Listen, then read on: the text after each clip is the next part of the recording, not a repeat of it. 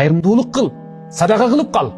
Ушул берген азыркы тирүүлүгүңдөн чыгарган кайрымдуулугуң жана садакаң эртең өзүң барып жалгыз жата турган мүрзөңдүн чырагы. Азыр сен көпчүлүктүн арасындасың. Жубайыңдын, аялдар болсо жолдошуңдун, уул кызыңдын, күйөө балаңдын, келиниңдин, бир туугандарыңдын астындасың. Ошолордун көптүгү менен мактанып, машырланып, кайрымдуулук кылганды унутуп калба. Анткени баары бир күн келет, жалгыз жатып каласың. Эч ким сиздин мүрзөңүзгө чырак алып барбайт. Эч ким желдеткич алып барбайт. Эч ким үстүңүздү калың журка менен жаппайт. Эч ким башыңызга жумшак жаздык да койбойт. Эч ким SMS жазып кабар албайт.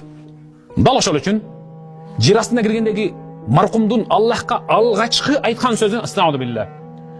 Эгер мени ушул жерден чыгарсаң, чыгып эле байлыгымды, жеримди, үйүмдү, акчамды, атымды, төрттүлүк малымды, эмнеге чыксам барын фасаддако сенин ыраачылыгың үчүн кайрымдуулук кылайын.